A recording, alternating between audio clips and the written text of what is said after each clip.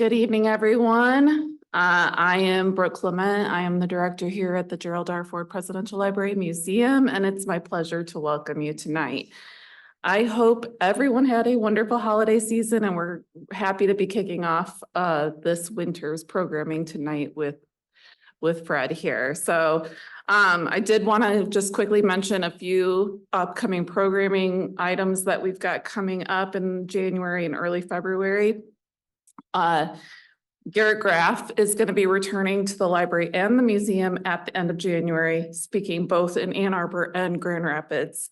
On January 24th, he's going to be in Ann Arbor discussing his Watergate book. And on January 25th, he'll be here to discuss his new book on UFOs.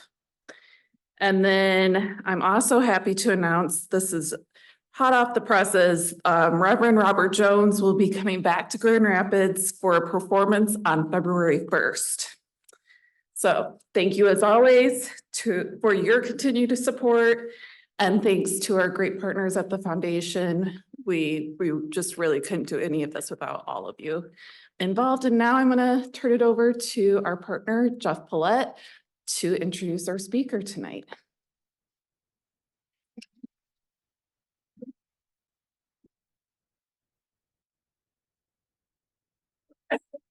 Good evening, everyone.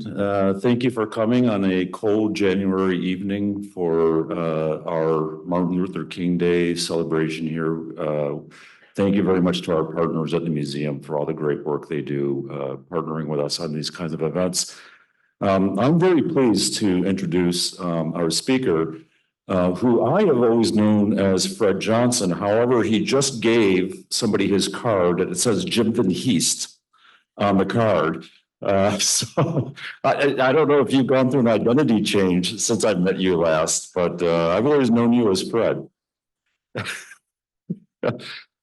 Fred and I have known each other for a long time. We taught at a college in Ohio together back in the 90s. And then Fred came to Hope College in 2000. I got a job at Hope in 2004. So we were colleagues at Hope for 18 or 19 years before I started here at the foundation. And I can tell you that Fred had a reputation at the college for being extremely rigorous, extremely demanding of his students, but he was also wildly popular. He won the Hope Award as the Educator of the Year during his time. And thankfully for the other faculty, you could only win it once because Fred would have been a repeat winner if it had been possible. Now, just a quick story about Fred's teaching. My son was a history major at Hope. And the hardest he ever worked when he was in college, and admittedly, the bar was not real high, but in this instance, he actually stepped up. He was taking Fred for the capstone seminar in the history program, and I've never seen him work so hard on an academic project.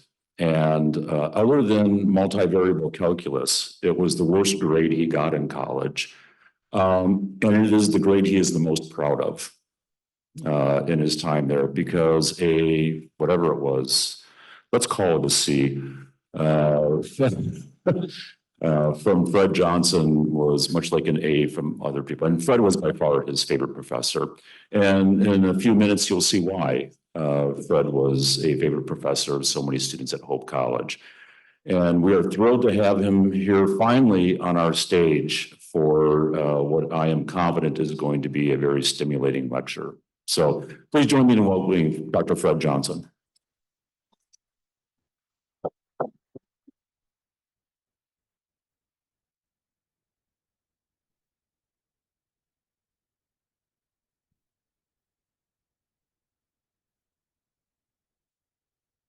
Good evening, scholars. Good evening. I am not Jim Van Heest. I don't know how that card got in there. It is such a pleasure to be here this evening in this venue to be speaking on the stage of the Gerald R. Ford Museum, a great president with a great legacy, to speak on the occasion of recognizing the Reverend Dr. Martin Luther King Jr.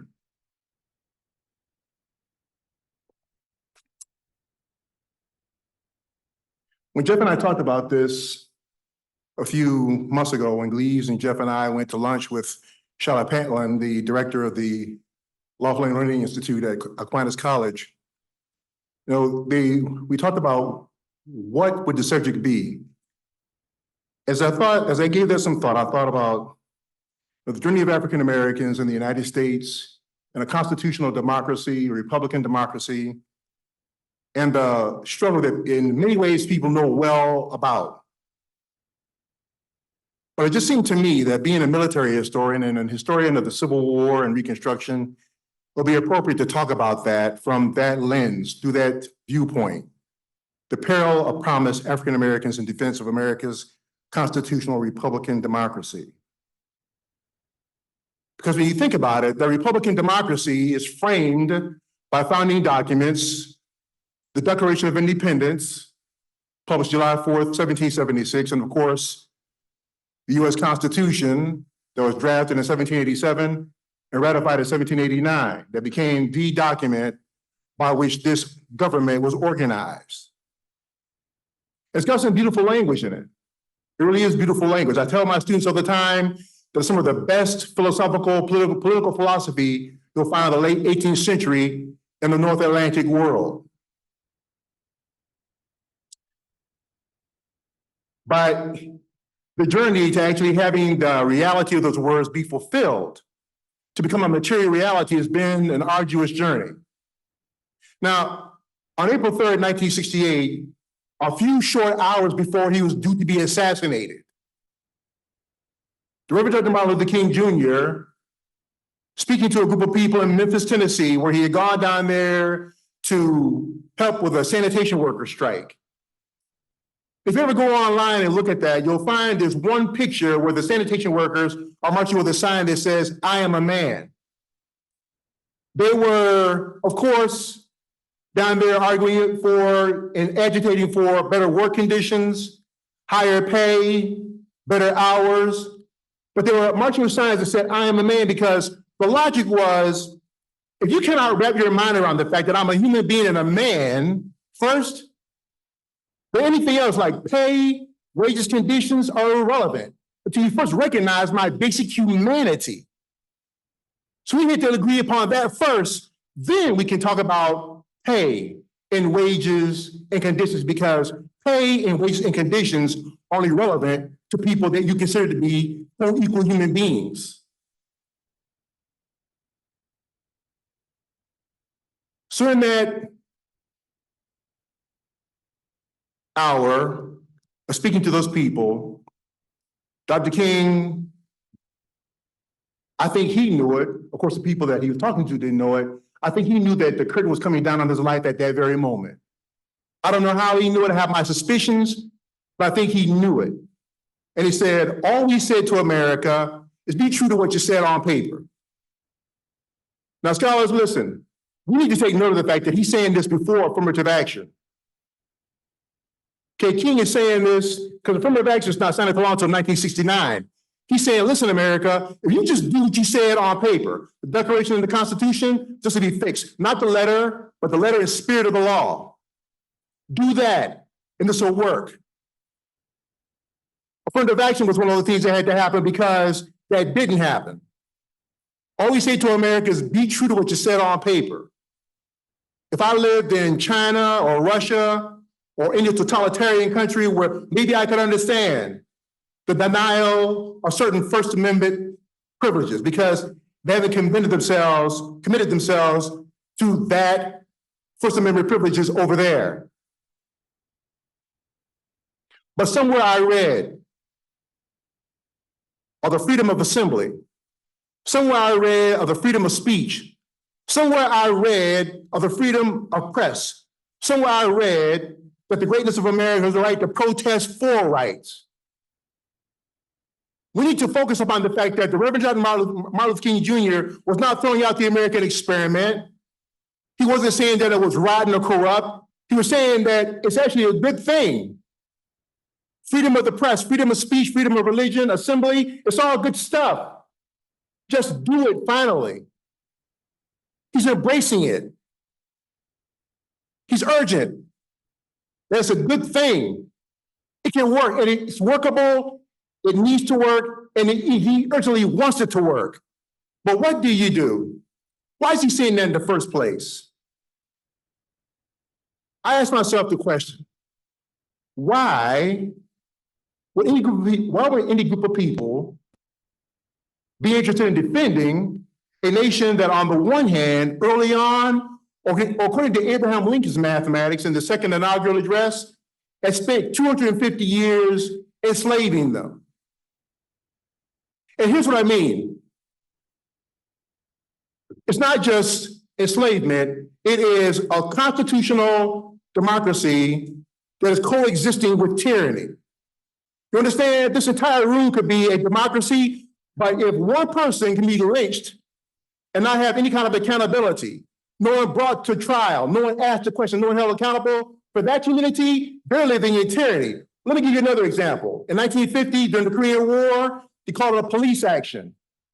There may have been that to the politicians, but I can assure you to the individual soldier, sailor, airman, marine, it was called warfare on the ground. So folks did not have the luxury of saying that it's a democracy when in fact the democratic reality wasn't alive for them. Why would they defend that? Or on other occasions had tried to deport them back to Africa, to include the 20th century. People like Theodore Bilbo thinking, the governor of Mississippi, thinking that maybe we can send them to Nicaragua, send them someplace to Central America, somewhere just not here, anywhere but here.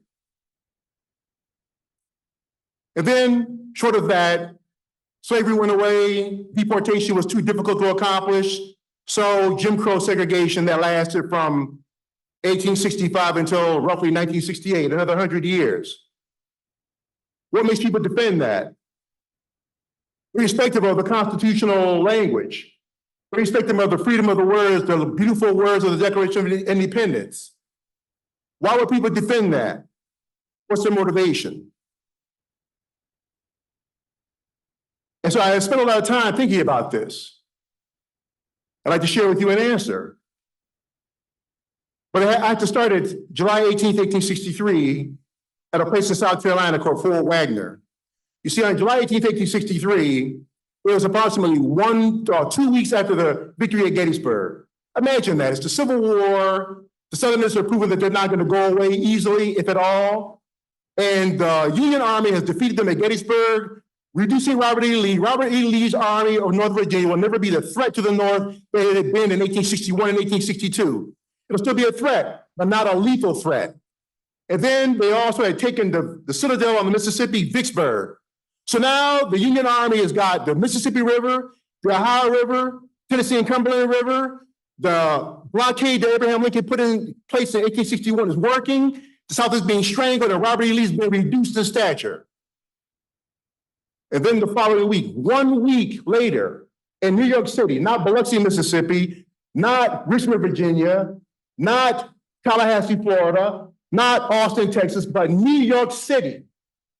1 week later, race riots broke out in the North, where white mobs were rampaging through neighborhoods and streets. Black people were hung from lampposts. They burned down the Colored Children's Orphan Asylum. Any white person that tried to help Black people was pounced upon and beaten up too. It was the worst race riot in the 19th century in New York City. And then 7 days later, in Fort Wagner, South Carolina, a force that had been waiting for a while. Black soldiers had been in the Union Army for a while, and they had been in certain battles, but they were waiting for a full-scale opportunity to show who they were. They were uniquely motivated to get involved in the Civil War. From the moment that Confederate batteries opened the fire on Fort Sumter on April 12, 1861, Black people knew instinctively and obviously that this was finally the moment where slavery could finally be crushed, killed. Prayer, agitation, Underground Railroad, all that had been good. But finally, and this is how we know slavery wasn't going anywhere anytime soon. Slavery was an evil. A warfare, war is the most evil thing that human beings can ever do whenever we do it. And in the final analysis, it took an evil to wipe out another evil. That's how we know an evil of similar or greater extent to deal with the other evil. That's how we know slavery was not going to go into the night quietly. It took the evil of warfare, 4 years of it. So these men who have been former slaves, some of them free Blacks, are part of a unit called the 54th Massachusetts. And they volunteered to be the tip or the point of the spear of the assault, a frontal assault on Fort Wagner. They're going to charge uphill. You do not need to be a military genius to know that to make a frontal assault on anything is a risky venture. If you look at this map, on the right flank is water. On the left flank is swamp. I know of only one person who ever walked on water. So they're not going to do it that way. Which means that the Confederates at Fort Wagner, they understood there's only one way you can come, in sand, uphill to the fort. Which means that I already know to take my cannon and my muskets and aim them right down there, right down the pipe where you're going to be running. In sand in July, wearing heavy wool coats, carrying heavy muskets and boots, running in sand. Now,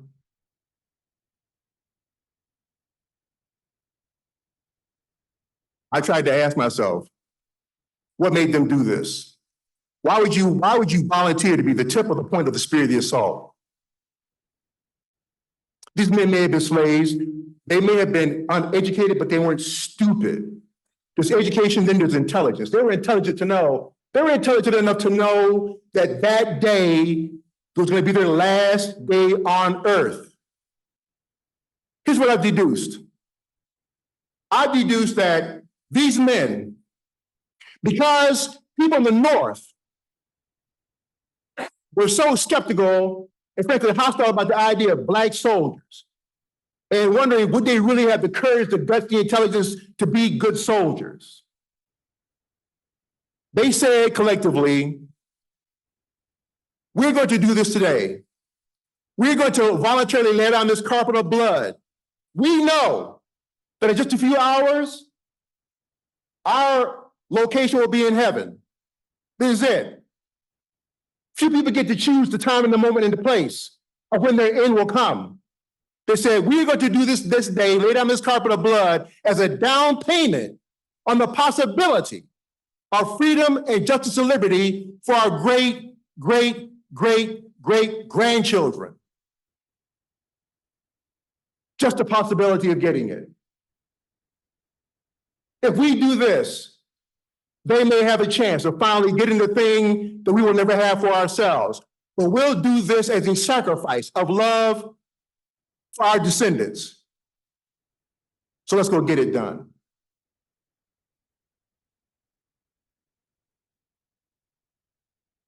And then they did. Their commander, Colonel Robert Gould Shaw, was a young man from Massachusetts. He was killed in battle. And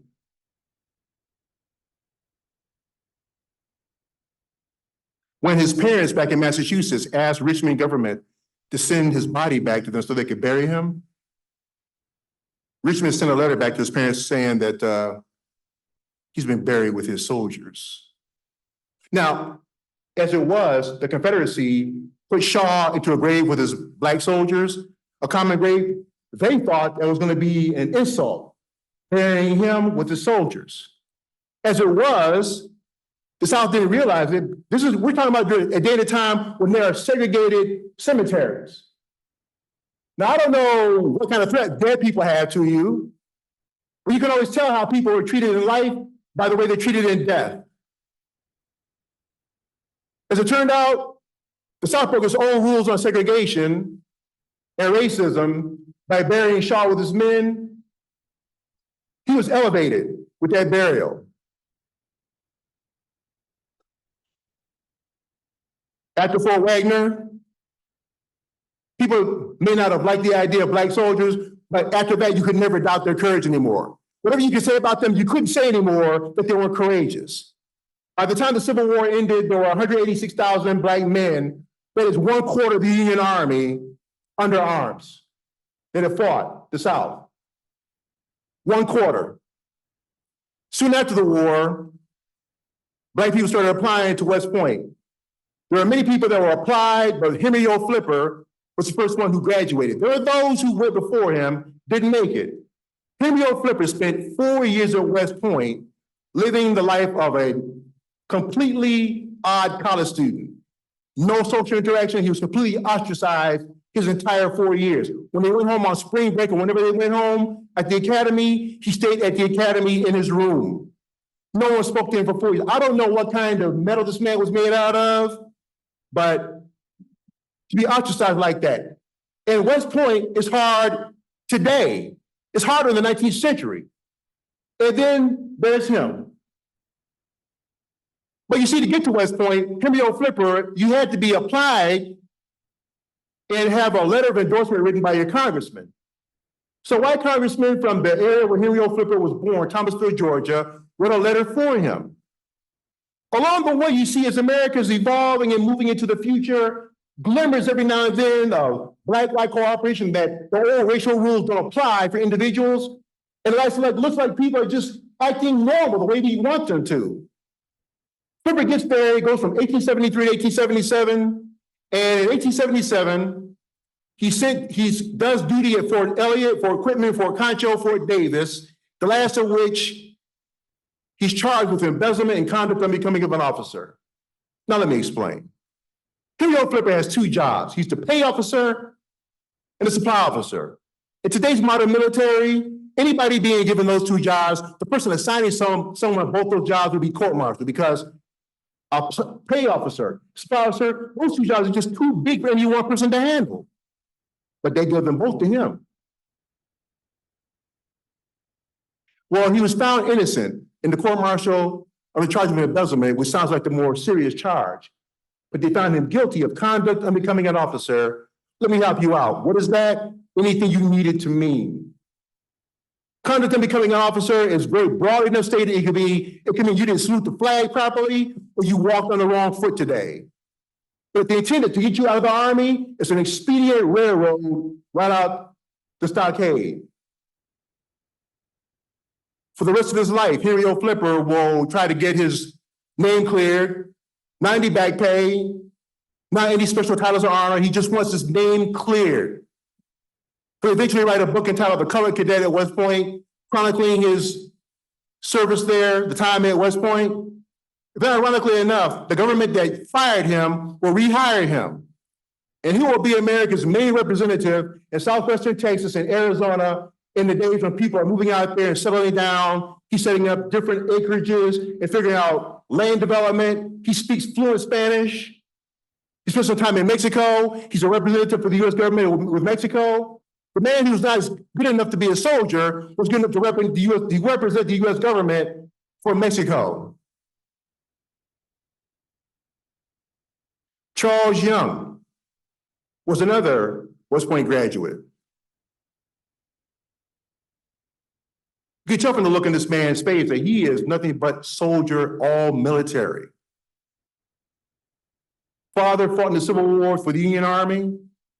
From Ohio, he joined the military, turn of the century. When World War I broke out, he volunteered to go to Europe with the Allied Expeditionary Force. By the 1913, 1914, the law in America and the military was black officers were not allowed to command white troops.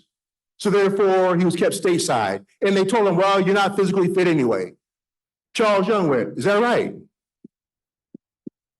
Well, he was applying to be a cavalry officer.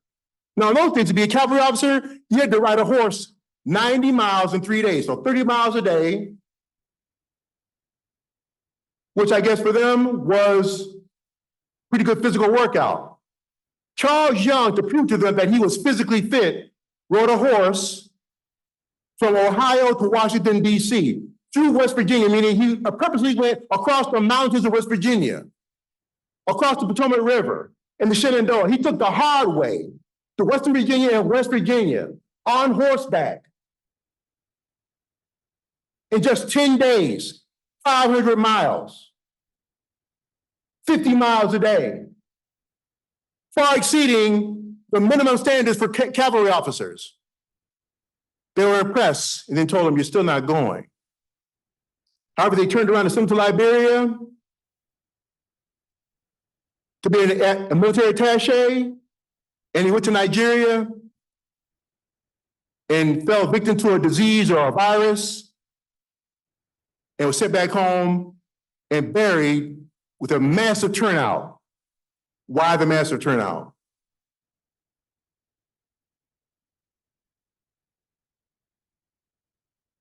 Listen, when I drive from Michigan to DC, it takes 12 hours. In a car, I get tired. This man rode a horse. Dory Miller, December 7th, 1941. Japanese come in low over Kaneohe. Dory Miller, who's a messmate, because in the 1940s, if you're a Black person in the US Navy, the only job you can really have is as a messman. That is, you fix the food, serve the food, or clear the table. That's your job. Now, if you're on board a ship, you do go through gunnery drills. You do what everybody else does. And by the way, I just found this out today, that even when they had to do swim trials, Black and white sailors were not allowed to swim in the same water. December 7th, 1941, when Japanese planes came in low, Dory Miller shot down the number as low as 3 or as 5. Either way, he ended up winning the Navy Cross. There's only one decoration higher than the Navy Cross in the Naval Service. That's the Congressional Medal of Honor. He had it pinned on him by Admiral Chester W. Nimitz Sinkpak, Commander-in-Chief Pacific Forces.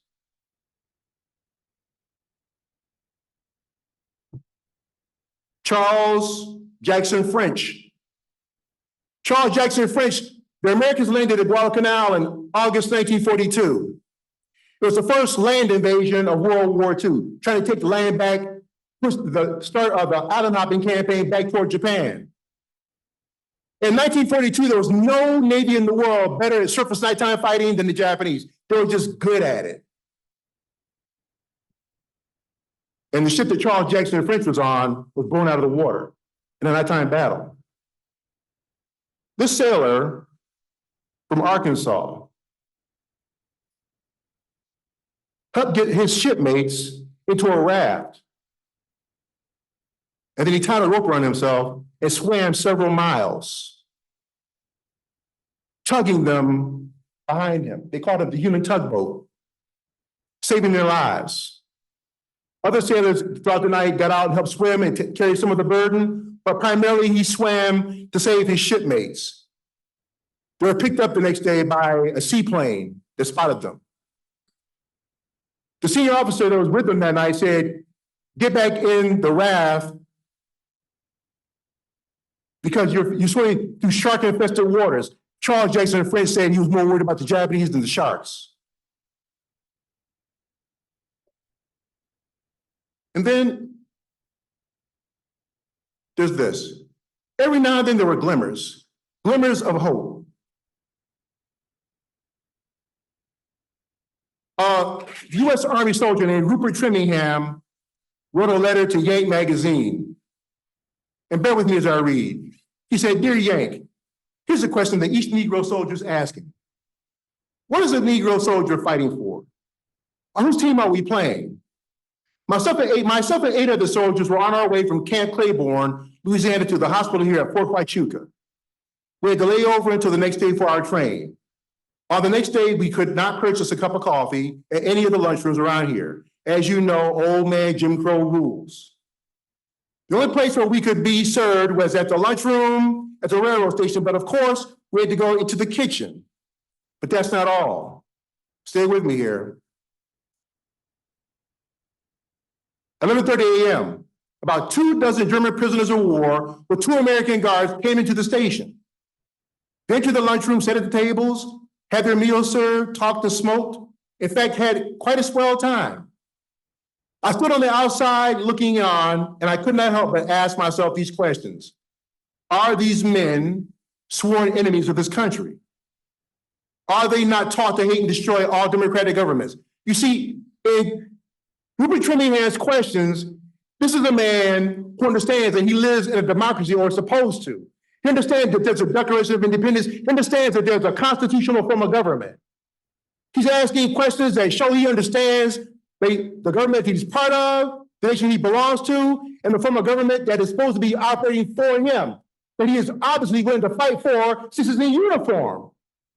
So his questions aren't bitter. He's just asking, help me understand what's going on here.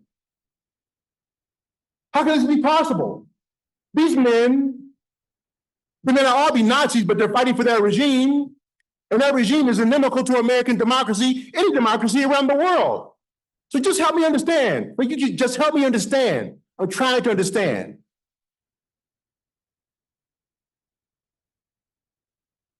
Are they not taught to hate and destroy all democratic governments?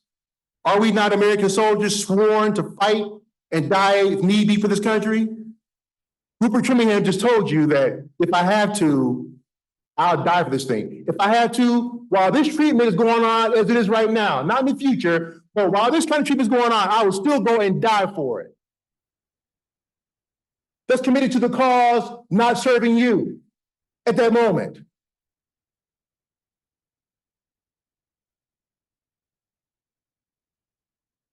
Are we not American soldiers sworn to fight and die if need be for this country?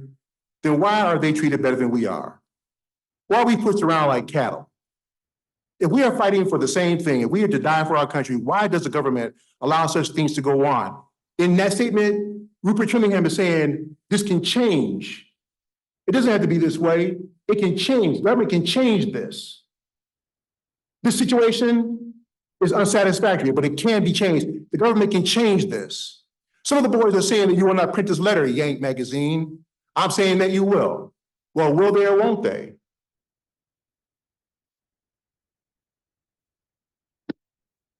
I had good pleasure about maybe 9 years ago meeting this guy, Colonel Alexander Jefferson. He was a Tuskegee Airman. He stood about 5'6". That's him when he was a young pilot. When I met him, he looked more like this. Colonel Jefferson died about maybe a year ago at the age of 100. He's from Detroit. Colonel Jefferson was something else. The first time we went out to dinner, he was trying to hit on the waitress. I said, what is the wrong? I said, sir, what's the wrong with you? He said, look, I may be old. I'm old, not dead. Well, I just sat there at that moment just doing like this. Colonel Jefferson, though, flew 19 missions over Europe and was shot down, spent about a year and a half, 2 years in a German POW camp. Now imagine this. The Nazis are not one of, they're the most virulent racist regime ever to exist in all of human history, which is saying something. It says many of them have tried so hard. The Nazis hate people that to our eyes, at least to black people's eyes, look a lot like them. And they clearly don't like black people. Do any kind of research on black Germans or mixed race people, biracial people in Germany during the Nazi regime? Life was tough. So here he is, this black American officer who, after all, was shooting at them in a German POW camp. I talked with Colonel Jefferson about that at length. I said, well, sir, let me ask you a question. How did the Germans treat you? They treated me fine. He said, my problem was with my other white fellow American prisoners. I went, whoa. I said, wait, you're telling me that the Germans treated you with respect? He said, that's right, because they saw I was an officer. In their minds, an officer deserves respect. So was the other white American prisoners inside the camp, fellow prisoners inside the camp that were giving him a hard time. And they stopped only when the Germans told them to.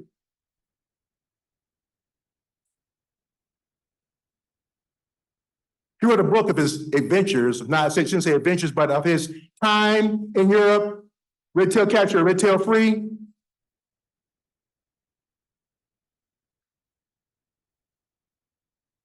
And I said, well, sir, why did you do that? What motivated you? He told me later on, as he got toward the end of his life. I kept wondering why, again, the question is, after all this, why defend something like this? And then you come across the story of Ensign Jesse Brown and Captain Thomas Hudner. Jesse Brown was the first Black aviator in the Navy. Tommy Hudner is a white kid from Massachusetts. Jesse Brown, he's a Black kid from Mississippi. Two of them ended up on the same aircraft carrier at the beginning of the Korean War. And on one particular bombing mission, Jesse Brown's plane was shot down, ground fire. So it crash landed. Tommy Hudner was circling around his wingman. He's not supposed to leave him, but he's running out of gas. He had a decision to make. Go back to the aircraft carrier and hope for the best, or help his friend. Tommy Hudner made the decision to do a wheels up crash landing that was close to his friend in North Korea. The temperature's dropping, it's getting dark, the North Koreans are closing in. Tommy Hudner jumped out of his aircraft, ran under Jesse Brown's smoking fuselage, threw smoke on the fuselage, on the engine, so it wouldn't blow up, and tried to get him out. But when Jesse Brown crashed, the fuselage buckled and lodged his foot in there. They couldn't get him out. Tommy Hudner said, call for the helicopter, and the helicopter came from the aircraft carrier. Tommy Hudner took his hat, put it on his friend, took his gloves and put it on his friend. Watch this. It's 1950. This is before Brown versus Board of Education, before the Montgomery bus boycott, before the March on Washington, before the Little Rock Nine. It's 1950. And on a cold, dark battlefield, 1,000 miles away, a Black man and a white man are sharing gloves and hats as the North Koreans are closing in. We are compelled to ask the question, what were they getting right then? Well, before the Civil Rights Movement, the people back in their country still could not wrap their minds around. Was it just warriors in battle? Is that what happens when people go to war? Whatever it was, they figured it out. Jesse Brown, last thing he said to Tommy Hudner was, tell Daisy I love her. My understanding of manhood is this. One man will not tell another man to use his wife's first name unless that other man is more than just an acquaintance. He's got to be a good friend of the family. Tell Daisy, I love her. Tommy Hudner said, we'll come back for you. Took the helicopter, went back to the carrier, it was too late. Tommy Hudner will go on to retire from the Navy. He'll have a second career with the Veterans Administration, he'll retire from there. At 88 years old, Tommy Hudner got permission from the North Korean government and the US State Department to go back to North Korea to get his friend's bones. We'll come back for you. To keep his promise to his friend. We'll come back for you. The North Koreans, being who they are, they took it as a propaganda moment and make the most out of that for their purposes. But Tommy Hudner did his best to bring his friend's bones back. That's called an act of love in time of war.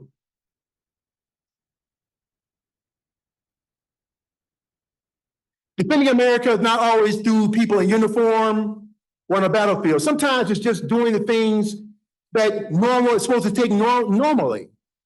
So in 1957, the group of people called the Little Rock Nine, Elizabeth Eckford in this picture she's only in 11th grade. She is trying to do something called going to school. Because see, in a constitutionally established democratic republic,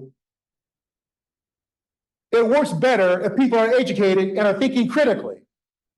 That way you can have broad participative engagement on a foundation of rule of law, which means no one above the law, everyone the same before the law, guided by a moral principle that is everyone's directed toward working toward the common good and serving the needs of the most and taking care of the least. But to do that, you have to have an educated populace, which is what she understands. The woman behind her, Hazel Bryan, Well, she has different ideas.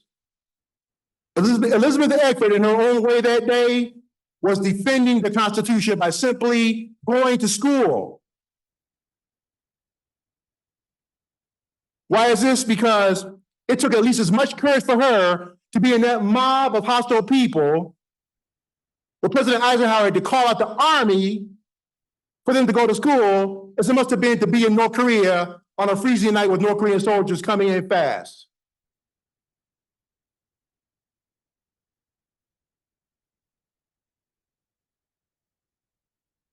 Elizabeth Eckford is 83 years old right now. She still is emotionally traumatized by this. What happened to her? But you know, there's always something else going on in America where Grace Lorch, the woman who's a mother, this is a mother who sees a daughter that could be hers. So she stands between the mob and Elizabeth Eckford, providing respite, providing comfort, providing humanity. It's never the people that are saying stuff, it's the ones that are quiet. Grace Lorch decided she wasn't going to be quiet anymore. You see, because that's also constitutional democracy in operation. When people show empathy and sympathy for those that cannot defend themselves. That's also democracy. That's democracy in operation right there. Trying to go to school, back off.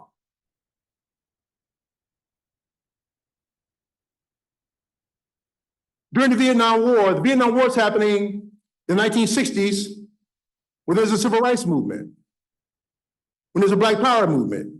There are people in America that can't sit down at a lunch counter in Greensboro, North Carolina, and get a hamburger. Yet, there are others being sent thousands of miles away to fight for freedom and liberty. The contradictions are too obvious. The irony is too plain. But they win. They're drafted, but they win. Something about the democratic experiment, that maybe if we do this, maybe it'll be better. Maybe it won't, but at least have to try. So we're gonna hump this pack in triple canopy jungle. And folk in the bush, you just don't have time to be a racist when the person that you're taking care of is watching, you're 6 and you're watching they're 12. It's all about the person next to you and keeping them alive and just getting out of that situation. So yeah, Black soldiers carry white soldiers or white soldiers carry Black soldiers because they were a unit fighting for a country that was on a mission to, as much as it could understand it, do the right thing and defend liberty. So I went through all that. I considered all those things and I still could not answer the question, why? Why were you, after that history, why defend it? What is the peril of the promise?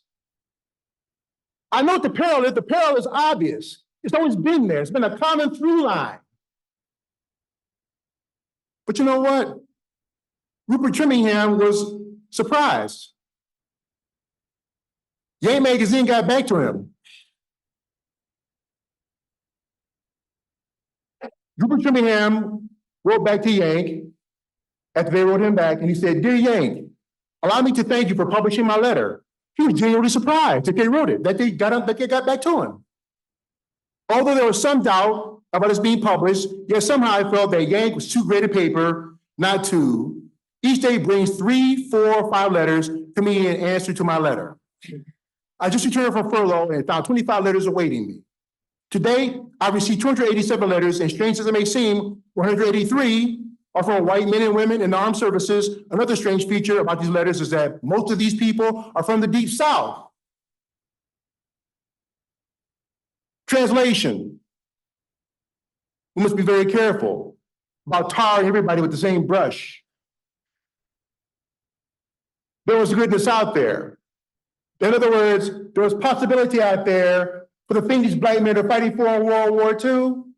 It couldn't happen, it could never happen fast enough But the mere fact that people from the Deep South had written back to him, 183 of them, said that there's a possibility, a small sliver of light that can be capitalized upon. Maybe fighting for this thing isn't so crazy after all. They're all proud of the fact that they're of the South, but ashamed to learn that there are so many of their own people who, by their actions and manner toward the Negro, are playing Hitler's game.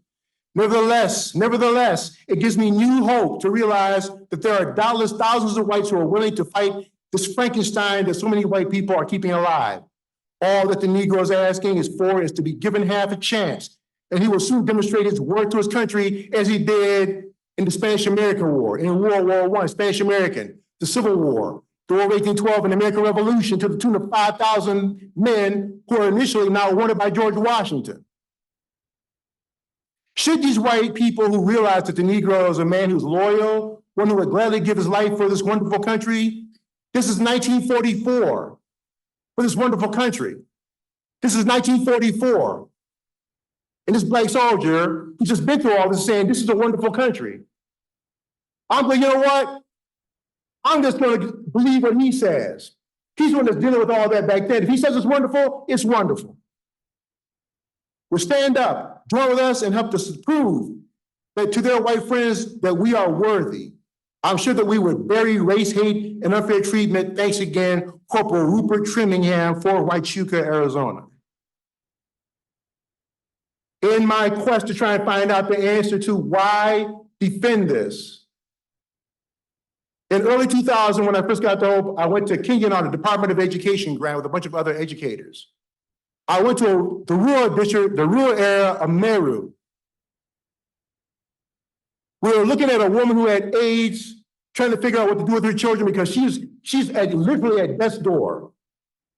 And while we were there, this kid came up, found out there was an American in the group. This kid came up to me. He was dusty from head to toe. He said, "You from America?" I said, "Yes." He stood there, he did like this, he saluted, then he started reciting the Declaration of Independence.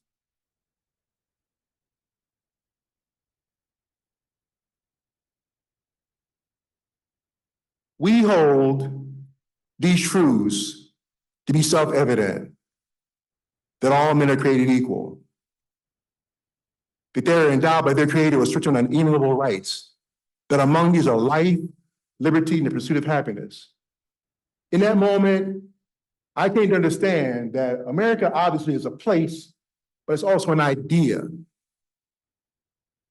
Free self-government is an idea that any human being can be magnetized by. Free self-government is important enough for a kid on the other side of the world in a rural district of an African country to have recited the Declaration of Independence, because the idea of America, and of course the idea of America is so attractive to him, to learn it. And then I thought about Colonel Jefferson.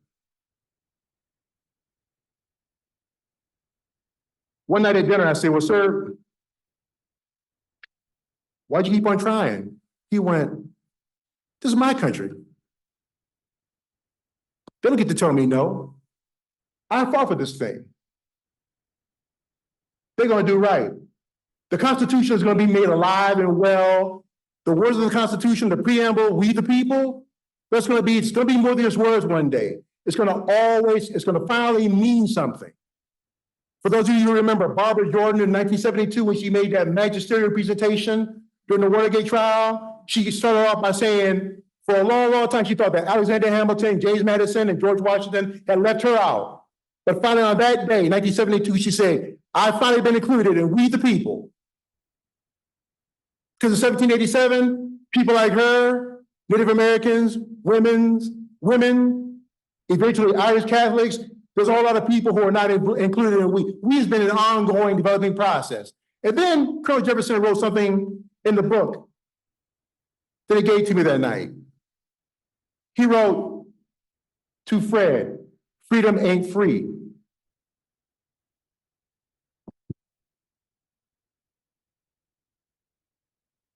Then he went back to harassing the waitresses.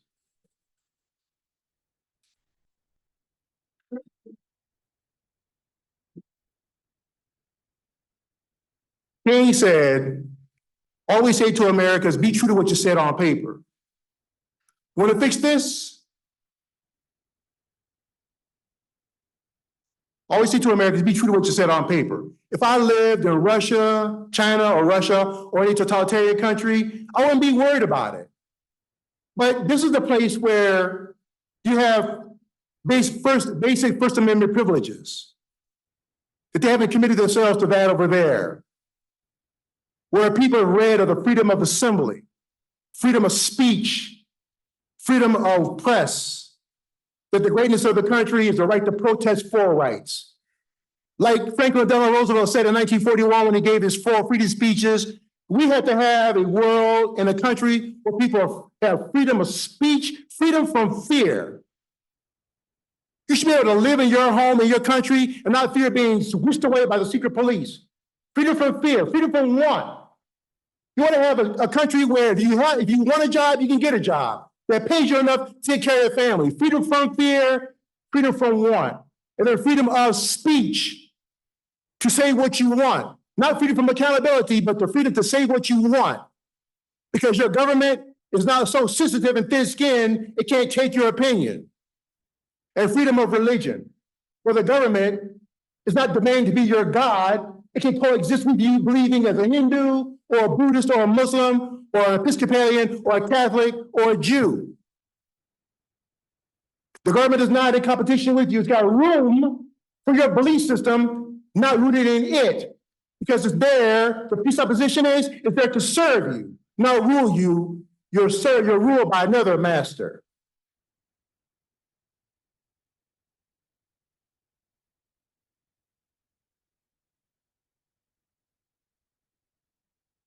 So I have my answer to my question. That's why. It wasn't so much that the peril was in trying to get it.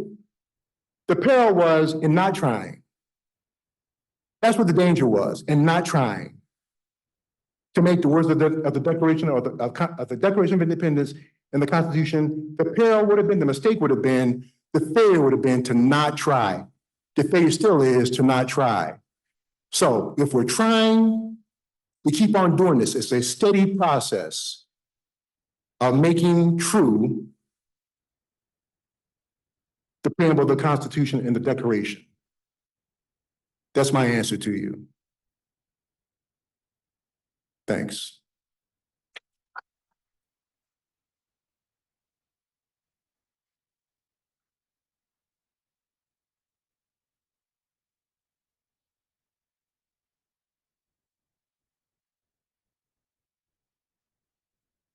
So we have time for questions for Q&A. And there's a microphone coming around. I was told beforehand that to ask you all to speak into the microphone.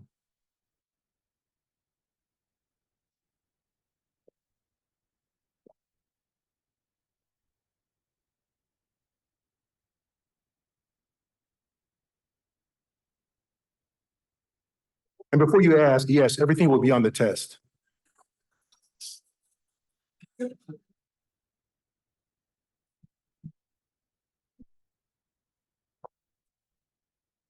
Please.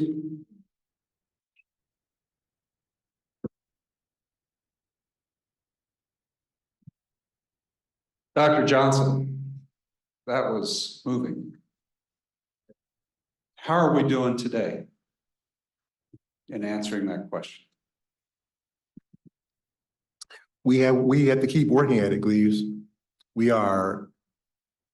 I've sometimes told people back in the DC area, and people say to me that this is just like 1955. No, it's not. No, it's not.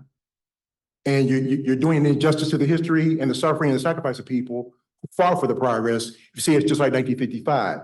So it's not like 1955. It's not like the year that Emmett Till was killed, but we have work to do. There's work to do. And what that work looks like and what the resolution plan is, I don't know. But there are still things, let me put it to you like this.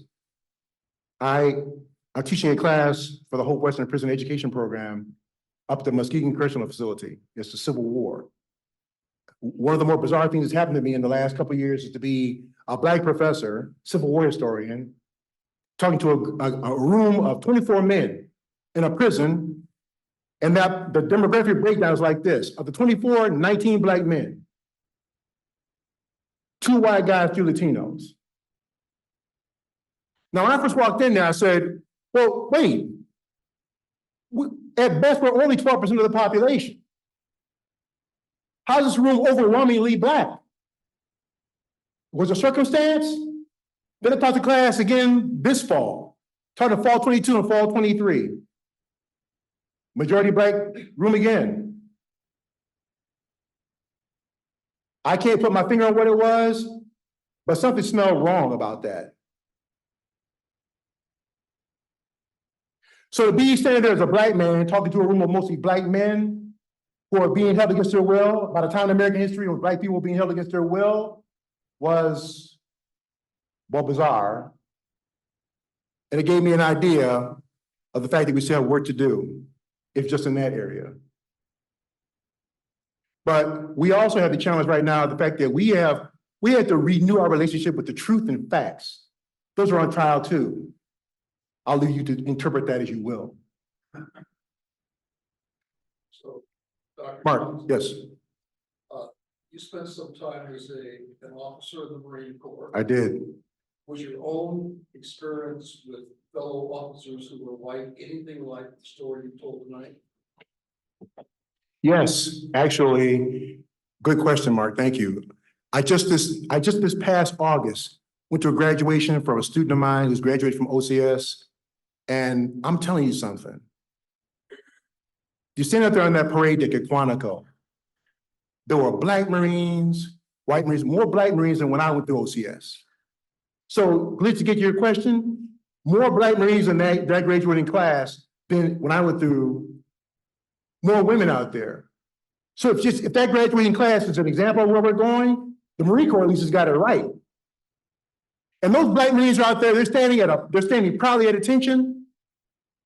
And the only thing they cared about was esprit de corps, doing their job. You had to earn the right to command Marines, and that's what they were doing. That's what they had done. So when they said pass and review, they were marching straight, proud, flag snapping in the wind. And they were all doing that for one purpose, to defend the country.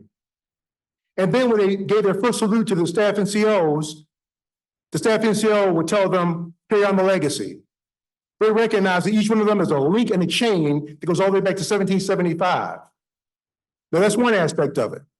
At Camp Lejeune, from my own experience, not so much with the officers, but this is where we had work to do still. One evening, my Marines thought I was gone, and I heard them talking in the communication shop.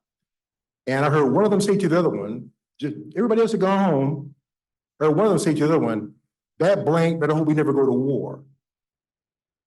He better watch his 6. I said, okay, I know who they are. Now I would have had them arrested and thrown into the brig, but they were 2 of my best Marines. But I understood that if we went to war, I had to watch my 12 and my 6. The time at Camp Lejeune, there was something like, 1% of the 30,000 officers, or not 30,000, but, it was a very smart percentage of the officers that were black. But for the most part, if you go through OCS and you have earned the title of Marine, they treat you like a Marine officer. So generally positive, generally positive. Next.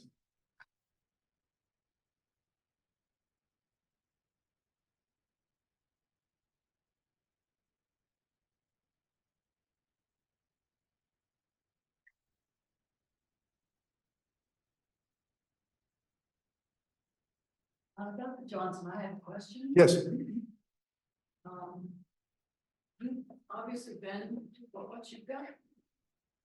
No, I have not. I just practiced saying it real good. What are the chances of this display being on display at the Buffalo Soldier Museum there? in their little museum that they have. But this presentation, Yes. I wouldn't mind that. I mean, the Ford Museum owns this now, so they can send it there if they want to. Yeah. My husband retired as the director of the museums there. And they have like 3 buildings now. We love Sierra Vista and Tell me you wanted to have you have my endorsement. thank you so much for the presentation. You're welcome. Thank you.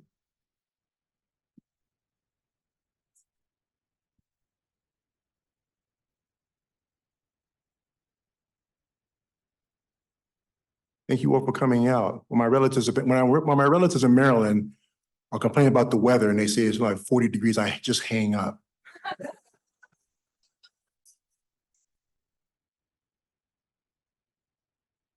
Stay for a while. Right.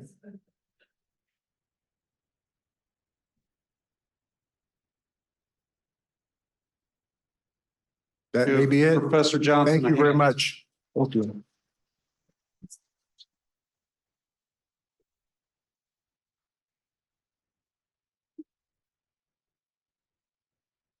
I want to thank Professor Johnson as a small token of our appreciation here at the Ford Presidential Foundation and the museum, give you a gift.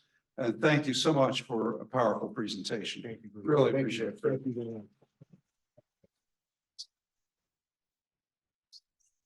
I have 4 quick questions for you. Was your understanding deepened tonight? What's that? Darn right. Was your heart quickened? Was your spirit uplifted? Okay. Do you know somebody who should have been here who wasn't here? Yeah? I see some empty seats out here. It's a scandal. This place was not filled tonight. So I got a homework assignment. Fred Johnson's not the only professor in this room. I'm an old professor. I'm going to tell you, I want you as a homework assignment to think of who should be sitting in this auditorium along with you. Is that a good assignment? Is that a deal? We're going to do it? You're going to get an A? Come on, let's hear it. Yep. Okay, very good. Well, that's what we're about here at the Ford. I think, Brooke and I both would say these kinds of educational programs are so important. We know that we're at a critical point for our country. We really are at that point where we have got to get it together to be more civically minded, to be civically spirited, to help each other through this difficult time. And I think the Ford will have a lot of programs that are coming up. Brooke alluded to a couple of them. If you're not looking at your mail, or if you're not looking at our website, avail yourselves of them to see what is happening here. Bring your friends and family to the museum and look at the marvelous exhibits. Part of the story that Fred Johnson was talking about tonight actually is being told upstairs, the Willis Ward exhibit and other exhibits upstairs. So avail yourselves of this wonderful resource here. So with that, I want to say good night to you. Be careful. We got apparently a big blizzard coming in with lowering temperatures on Friday. So stay safe, and we'll see you at our next program. Thank you very much.